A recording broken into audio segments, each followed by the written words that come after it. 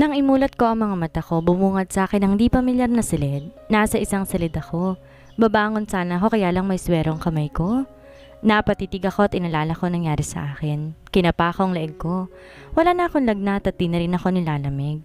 Bumukas ang pinto at pumasok si Drew na may dalang tray. Wala ako sa ospital kaya sa tingin ko nandito na ako sa isang silid sa kondo niya. Kumain ka na? Aniya sa akin sabay lapag ng tray sa tabi ko.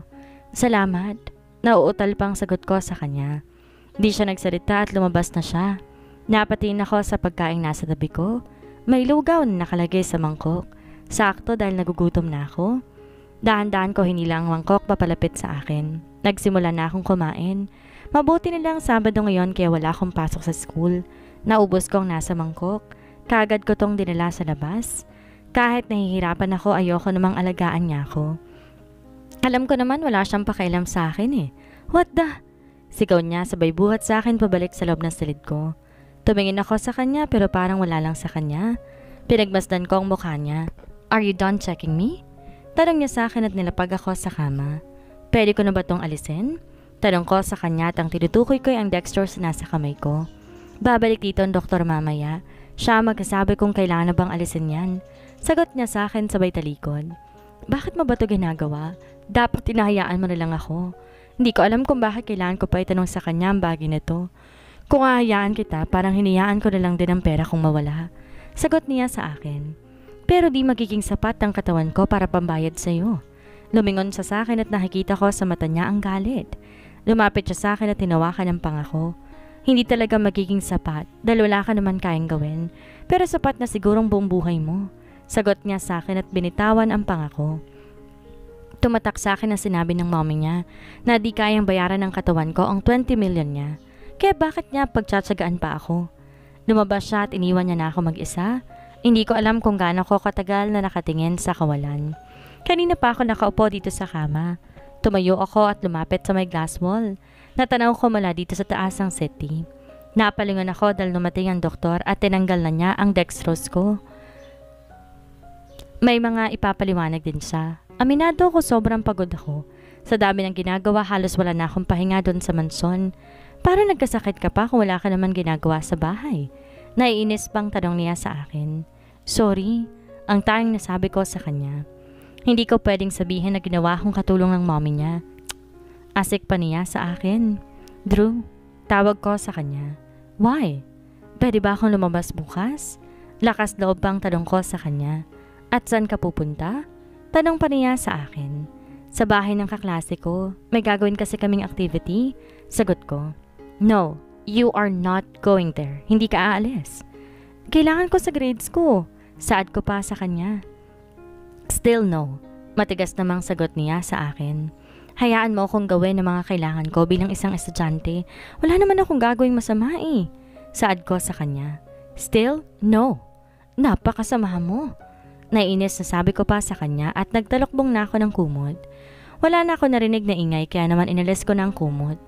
Para na akong atakin sa puso dahil nakatayo pa rin pala siya at nakatingin lamang sa akin. Anong sabi mo? Masama ako? Tanong niya sa akin. Oo. Wala sa sariling sagot ko naman sa kanya. Shit! Kung di kita payagan na pumasok ng school, pagbabanta pa niya. Sa ginagawa mo sa akin parang gano'n na rin yun eh. Papasok pa ba ako ng school pagkatapos di na naman ako makakapasa? Hindi ko alam kung saan ba nanggaling ang lakas ng loob ko ngayon. Basta't ang alam ko gusto kong ilabas ang inis ko sa kanya. Alam ko ring pinipigilan niya ang sarili niya na magalit sa akin. Alam ko sa sarili kong kahit papaano, may kabutihan pa rin siya sa puso niya. O baka naman ginagawa lang niya ito dahil ayaw pa niya akong mawala sa mundong to? Lumabas na siya na wala na ibang sinasabi. Kinuha ko naman ang phone ko para tawagan ng mga kagroup ko. Nakikiusap ako sa kanila dahil di talaga ako makapunta. Sandra, okay lang ba na via video call na lang ako bukas? Di kasi talaga ako pwedeng pumunta dyan eh. Magagalit kasi ang kuya ko. Kakagising ko lang kasi sa sakit. Sabi ko sa kaklase ko na may halong pagsinungaling. Ayoko naman ay wala akong choice. Ganun ba? Sige, tatawagan ka na lang namin bukas. Sabi niya sa akin. Salamat talaga ha. Pasensya ka na kasi striktong kuya ko. Sabi ko pa sa kanya. May kuya ka pala? Nakangiti ang tanong niya sa akin. Oo, pinsan ko. Pagsasinungaling ko sa kanya. Okay, Magpagaling ka. Kaya natin to. Sige, bukas na lang. Nakangiting sabi pa niya sa akin. Bye! Thank you talaga ha? Sabi ko sa kanya. Napangiti na lang ako dahil mabait pa rin sa akin ang tadhana. Pero nagulat naman ako dahil bigla na lang kumalabog ang pintuan, kaya't nawala ang maganda kong ngiti. Kuya ha? Tiimbagang nasabi pa niya sa akin. Anong gusto mong sabihin ko? Asawa mo? Inaalagaan ko ang reputasyon mo. Alam ko namang di sila maniniwala kapag sinabi kong asawa mo ko eh. Lalo na't may fiancé ka. Sabi sa kanya at pumasok na ako sa loob ng banyo. Nagilamos na ako bago ako matulog. Pero pagkalabas ay napaiyak akong bigla dahil nagkalat ang sira kong phone. Bakit mo sinira? Umiiyak pang tanong ko sa kanya. Akala ko ba pinutol mo ang relasyon ninyo sa lalaki na yun, ha? Sigaw niya sa akin. Anong sinasabi mo? Tanong ko sa kanya. Anong sinasabi ko? Kaya pala gusto mong pumunta doon dahil magkikita kayo. Sigaw niya sa akin at pabalya akong tinapon sa kama. Ano bang dapat kong gawin para maniwala ka sa akin? Classmate ko siya at iniwasan ko siya. Hindi ko pa rin magawa dahil kagrupo ko siya. Hindi ko siya lalaki at wala kaming relasyon. Mahirap pang tanggapin yon? Umiiyak pang tanong ko sa kanya. Liar! Kahit kailan, sinungaling ka talaga. Sigaw niya sa akin. Oo, ako ang pinakasinungaling sa lahat. Lahat na kasalanan ko. Lahat na ibintang mo sa akin. Ano pa bang halaga ng buhay? Wala naman, di ba? Pag-aari mo na nga. Pala ako at nakalimutan ko naman pala. Dapat nga, patayin mo na lang ako. Kasi wala naman akong silbi sa'yo eh. Di naman kayang bayaran ng katawan ko ang 20 million mo. Kunin mo ng lahat sa daddy ko. Ang bahay at kumpanya niya. Sa'yo na ang lahat. Aangkinin mo ng lahat. Sigaw ko sa kanya. Umiyak ako sa harapan niya. Tumayo ako sa kama at pinulot ko ang sinakong phone. Luma na ito at pagmamayari pa ito ng mama ko. Kaya't mahalaga ito sa akin. Nanginginig ang kamay ko habang pinupulot ko ang mga basag. Shit! What are you doing? Sigaw niya sa akin. Hindi ko siya pinapansin at patuloy lamang ako sa ginagawa ko. Hindi ko na namalayan may tumuro na palang dugo sa daliri ko dahil nasugat. Wala na ako maramdamang sakit dahil mas masakit ang puso ko ngayon. Shit! Inilan niya ako para tumayo pero yumuko ulit ako. Pababayaan mo nga ako. O papahiramin mo ako ay kaya kong tanggapin pero ito lang ang alaala sa akin ng mommy ko. Ito lang ang meron ako. Lahat ng meron ako ibinigay ko na sa'yo pero alam ko naman na kulang pa at alam ko naman na hindi talaga kayang bayaran ang lahat sa'yo. Kaya labusin mo na, saktan mo na ako, patayin mo na lamang ako. Umiiyak na sigaw ko pa sa kanya. Naikayom ko ang mga palad ko at tumayo ako. Sa sobrang sakit ng puso ko, hindi ko na alam ang pumapasok sa isipan ko. Saan ka pupunta? Sigaw niya sa akin. Hindi ko na siya pinansin pa at pumasok na ako sa loob ng kusina. Put it down!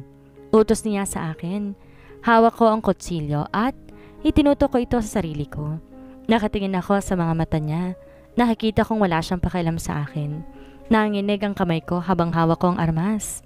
Gusto mo nang mamatay? Sige! Patayin mo ang sarili mo. Utos pa niya sa akin. Do it. Walang emosyon pang utos niya sa akin. Wala akong makitang emosyon sa mga mata niya. Alam ko na wala siyang pakialam sa gagawin ko. Nakatayo lang siya habang nasa bulsa niya ang dalawa niyang kamay. Tumingin ako sa mga mata niya pero wala pa rin nagbabago. What are you waiting for? Do it now. Utos pa niya sa akin. Nakatingin ako sa kanya at tagunahang pumatak ang mga luha ko. Ano pa nga bang silbi ng buhay ko? Wala namang nagmamahal sa akin. Wala namang iiyak kung sakali mang mawala ako. Para sa kanila'y walang halagang buhay ko kaya bakit pa ako magtitiis? Kung mahihirapan lang din naman ako. Hindi ko kawalan sa kanila. Hindi na ako nagdalawang isip at sinaksak ng sarili ko ng kutsilyo. Shit! Narinig kong sigaw niya. Pumikit ako dahil ayoko siyang makita. Hindi ko alam kung anong mararamdaman ko. Bigla ako naging manhid dahil siguro sa gusto ko na ring mawala sa mundong to. Mami, gusto ko na pong sumama sa'yo. Isama mo na ako, gusto na kitang makasama. Ikaw lang naman na nagmamahal sa akin eh. Wala namang ibang nagmamahal sa akin kundi ikaw lang. Ayoko na po dito. Gusto ko po sa piling mo. Umiiyak na saad ko sa isipan ko. Wala na akong pakialam anumang mangyayari sa akin. Wala na rin namang halaga kung mabuhay man o mamatay ako. Nang imulat ko ang mga mata ko ay malabo nakikita ko. Nasaan na nga ba ako? Tanong ko sa sarili ko. Pumikit ako dahil nahihilo na ako. Hindi ko rin maigalaw ang katawan ko. At nang imulat ko ulit ang mga mata ko'y bumungad sa akin ang puting kisame at ang kakaibang amoy ng buong paligid. Nasa ospital ako? Hindi pa ba ako patay? Tanong ko sa sarili ko dahil naguguluhan na ako. Inaasahan ko kasing mamamatay na ako pero hindi pa rin pala. Hindi pa rin pala matatapos ang paghihirap ko. May pumasok na doktor at nurse dito. Kinakausap nila ako pero hindi ako nagsasalita. Nakatingin lamang ako sa kanila. Inahanap ng mga mata ko ang lalaki na si Drew. Pero ano nga ba ang aasahan ko sa kanya? Sana nga hinayaan na lamang niya akong mamatay. Bakit pa niya ako dinala dito sa ospital? Anak, pumasok si Daddy kasama ng stepmother ko. Kakarating lamang nila. Anong ginagawa mo? Baliw ka ba? Nakakahiya ka. Ano na lang ang sasabihin ni Mr. Evans? Sigaw sa akin ng stepmom ko. Tumingin ako sa kanya. Galit ako sa kanila ni Daddy. Gusto ko ilabas ang galit ko pero pinigilan kong sarili ko. Kaya mas pinili ko ng tanggapin na masasakit na salita na narinig ko mula sa stepmother ko habang sarili kong ama ay walang ginagawa para patigilin ang babae niya. Isa kang malaking bobo. Sana ginagamit mong utak mo. Kahit kailan wala ka talagang silbi. Sigaw pa niya sa akin. Umalis na po kayo. Utos ko sa kanya dahil ayoko na silang makita pa. Higit sa lahat ayoko nang marinig pa ang mga sasabihin nila. Anong sabi mo? Kami, aalis? Pasalamat ka nga't binibisita ka pa namin. Wala kang kwenta, sabi niya sa akin. Wala akong sinasabing dalawin niyo ko. Pak! Tunog ng malakas sa sampal at di ko inaasahan na sasampalin ako ni Daddy. Ito ang unang beses na sinaktan niya ako at napahawak na lamang ako sa pisngi ko. Tumingin ako sa kanya pero wala akong makitang pagsisi sa mga mata niya.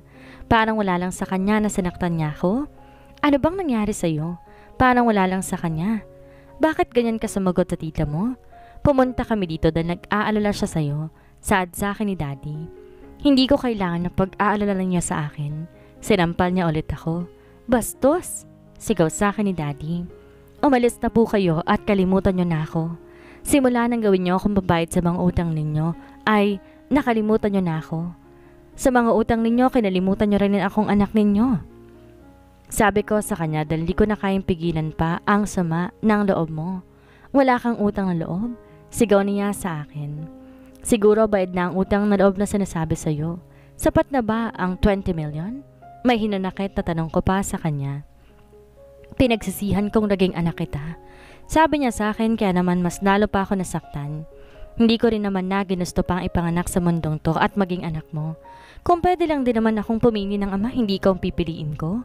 Siguro sapat na ang 3 mong mga anak at kung iniisip nyo na may makukuha kayo kay Drew ay wala kayong aasahan dahil wala akong balak kumuha sa kayamanan niya. Pare-pareho lang kayong lahat eh. Galit na bulalas ko. Wala ka nang aasahan sa akin. Simula ngayon pinuputol ko ng relasyon nating mag-ama. Wala na akong anak na walang silbi. Sabi niya sa akin at mabilis na lumabas ng silid kung nasan ako ngayon. Napahawak pa ako sa dibdib ko. Sobrang sakit ng puso ko. Alam kong mali ang ginawa ko. Alam ko na maling sagutin ko siya pero hindi niya ako masisisi. Kahit pa ganito ang nangyari sa akin at kahit ano pang gawin ko, wala pa rin akong silbi. Wala pa rin akong kwenta. Kahit na naging kabayaran ako ng 20 million, ngayon ko napatunayang mas mahal niya ang pamilya niya kaysa sa akin. Kaysa sa akin sarili niyang anak. Kung sa bagay, sino ba naman ako? Wala naman ako magandang naidulot sa buhay niya.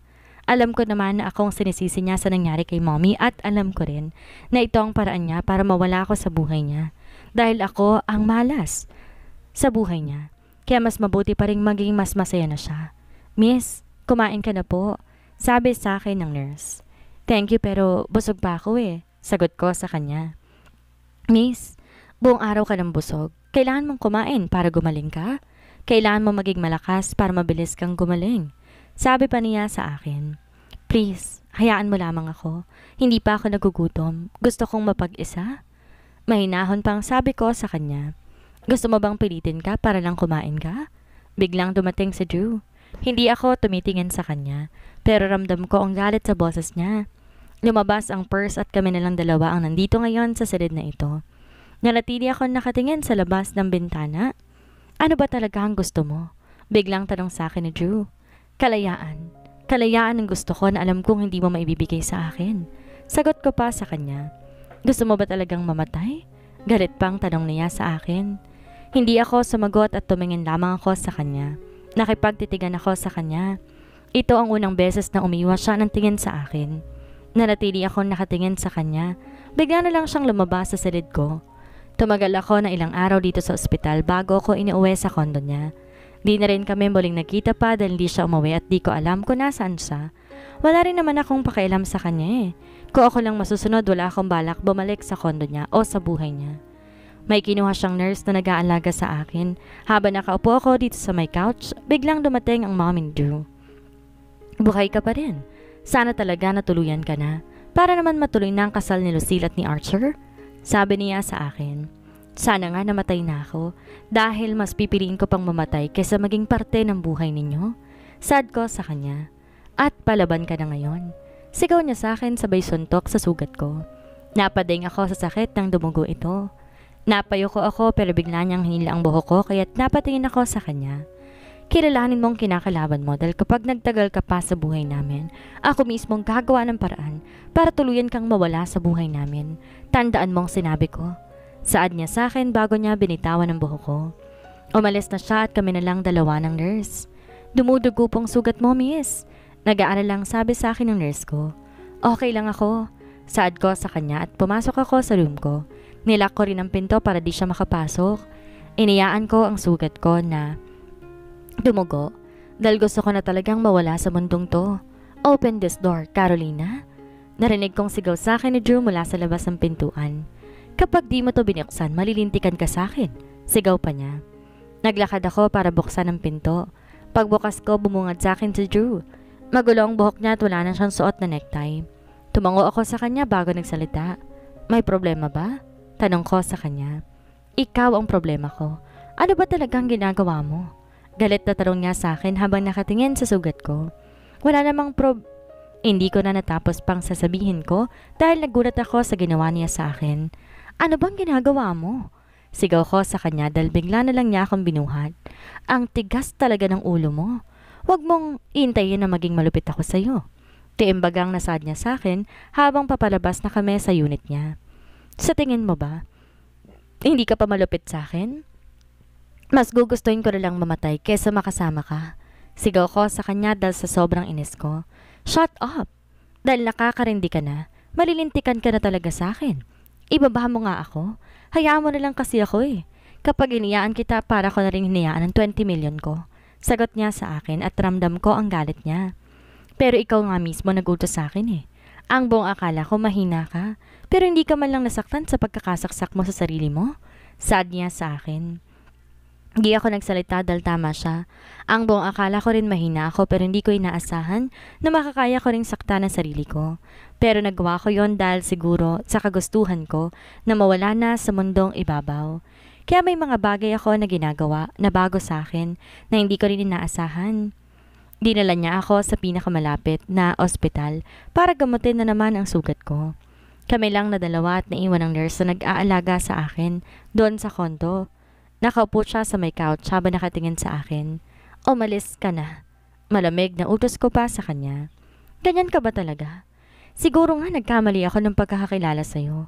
Hindi ko naman alam kung ano ang ibig sabihin ng sinabi niya pero wala naman akong pakialam. Hindi na ako nagsalita at pumikit na lamang ako. Sa tingin mo ba hahayaan kitang mamatay? Hindi mangyayari yon. Hindi ka pabayad sa utang ng pamilya mo. Ako ang magdedesisyon kung mabubuhay ka o hindi. Sabi niya sa akin at narinig ko ang malakas na pagsara ng pinto.